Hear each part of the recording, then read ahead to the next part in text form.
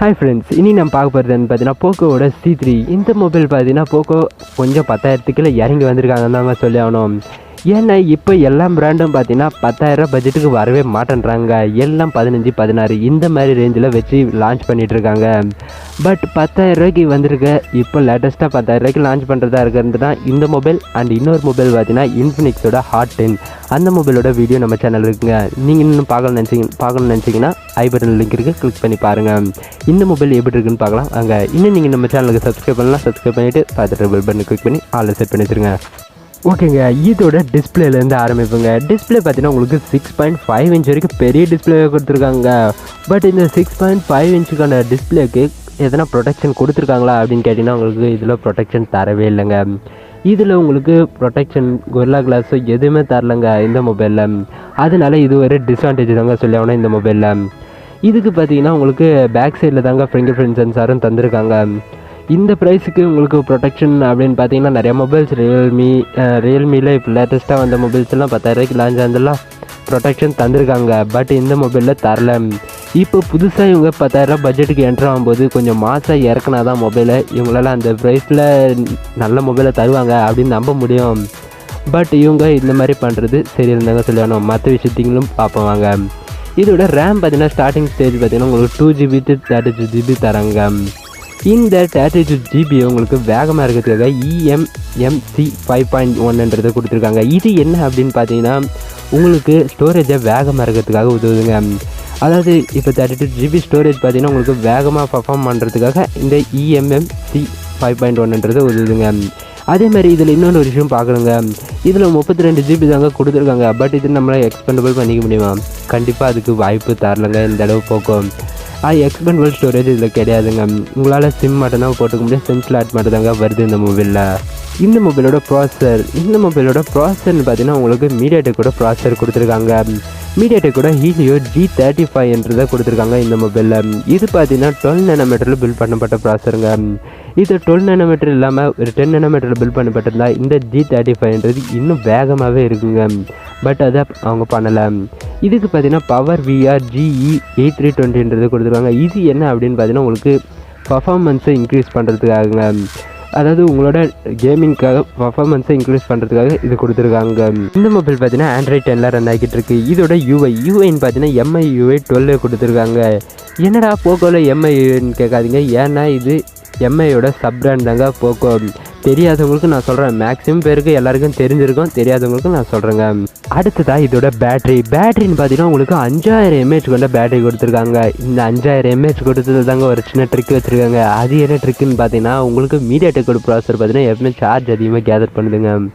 அதனால இந்த 5000 mAh கொண்ட பேட்டரி கொடுத்துட்டு உங்களுக்கு மெயின்டைன் பண்ணிக்கலான்னு பார்த்துட்டாங்க. இது எல்லா கம்பெனியும் பண்ணுறது தாங்க. நான் இந்த கம்பெனின்னு தான் குறிப்பிட்டு ஒன்றும் சொல்லலை.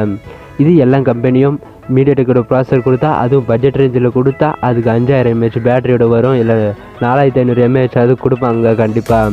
நீங்கள் எல்லா கம்பெனியும் கொஞ்சம் வாட்ச் பண்ணி பார்த்தீங்கன்னா இந்த சின்ன ட்ரிக் உங்களுக்கு புரியுங்க. இதுக்கு பார்த்தீங்கன்னா உங்களுக்கு 10 வாட்க்கான சார்ஜிங் கொடுத்துருக்காங்க. பட் இதுக்கு மைக்ரோ USB தாங்க. உங்களுக்கு டைப் C தரல. இந்த ப்ரைஸுக்கு அவ்வளோதாங்க தர முடியும்.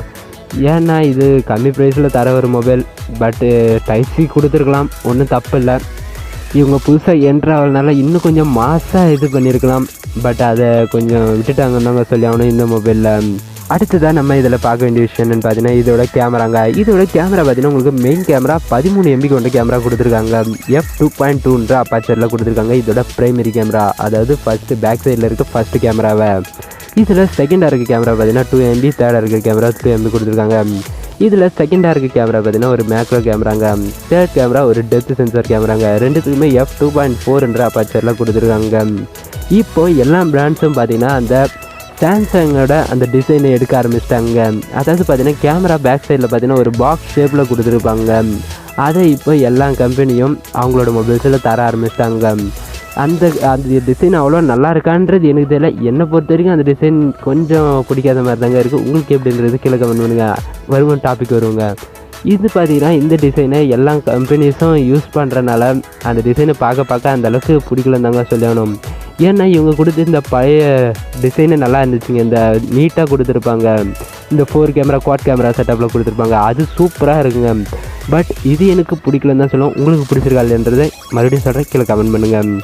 இதோட ஃப்ரண்ட் கேமரா பார்த்தீங்கன்னா உங்களுக்கு 5 MB கொடுத்துருக்காங்க f2.2ன்ற அபர்ச்சரில். இந்த கேமராஸ் எல்லாம் பார்த்தீங்கன்னா உங்களால் 180p சப்போர்ட் கொடுத்துருக்காங்க. இதில் இது ஒரு நல்ல விஷயம் தாங்க சொல்லணும். எல்லா பிராண்ட்ஸுமே முக்கியமாக அவங்க இது பண்ணுறது பார்த்தீங்கன்னா கேமரா முக்கியமாக இது பண்ணுறாங்க. பட் எல்லா மொபைலுக்கும் முக்கியமாக கேமரா மட்டும் பத்தாதுங்க. ஒரு மொபைல் வாங்கினா நம்ம கேமராவுக்கு மட்டும் வாங்க போகிறதில்ல, அது நம்மளுக்கு லைஃப் டைமுக்கு வரணுன்றதுக்காக அதோட ப்ராசஸர் முக்கியம், மற்ற எல்லாம் டிஸ்பிளே முக்கியம், எல்லாம் முக்கியம் தாங்க. இவங்க கம்பெனிஸ் எல்லாம் எல்லாத்துக்கும் முக்கியத்துவம் காட்டினா ரொம்ப நல்லாவே இருக்குங்க. உங்களுக்கு என்ன தோணுன்றதை கீழே கமெண்ட் பண்ணுங்கள். இதில் உங்களுக்கு ஃப்ரண்ட் கேமராவிலையும் அதே மாதிரி தாங்க 180p சப்போர்ட் கொடுத்துருக்காங்க 30 fps வரைக்கும். இந்த மொபைலோட ப்ரைஸ் பார்த்தீங்கன்னா அந்தளவுக்கு இன்னும் லீக் ஆகலன்னு சொல்கிறாங்க. ஏன்னா இன்னும் அந்தளவுக்கு லீக்ஸ் வெளியாகலை. ஏன்னா இதோட மொபைல் லான்ச்சுக்கு முன்னாடி தான் இந்த வீடியோ நான் ஷூட் பண்ணிகிட்ருக்கேன். அதனால் இதோட டீட்டெயில்ஸ் எனக்கு சரியாக தெரியலங்க. பட் இந்த மொபைலை பார்த்தீங்கன்னா சுமார் 5000லேருந்து 8000க்குள்ளே இருக்குன்ற மாதிரி சொல்கிறாங்க. பட் எனக்கு தெரிஞ்ச இந்த மொபைலை 5000க்கு லான்ச் பண்ணால் ஒரு நல்ல மொபைலாக தாங்க இருக்கும். ஏன்னா அந்த ப்ரைஸில் பார்த்தீங்கன்னா இப்போ எந்த மொபைல் பிராண்ட்ஸுமே எனக்கு தெரிஞ்சு இன்னும் லான்ச் பண்ணல தாங்க சொல்லணும்.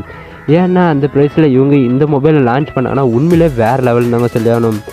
உண்மையிலே இவங்க லான்ச் பண்ணுவாங்களா, பொறுத்து இருந்து பார்க்கலாங்க. இந்த வீடியோ உங்களுக்கு பிடிச்சிருந்தா லைக் பண்ணுங்கள், கமெண்ட் பண்ணுங்கள், உங்கள் ஃப்ரெண்ட்ஸுக்கும் ஷேர் பண்ணி விட்டுருங்க. நீங்கள் நம்ம சேனலுக்கு சப்ஸ்கிரைப் பண்ணலாம், சப்ஸ்கிரைப் பண்ணிட்டு அதில் பெல் பட்டனை கிளிக் பண்ணி ஆல் செட் பண்ணி வச்சுருங்க.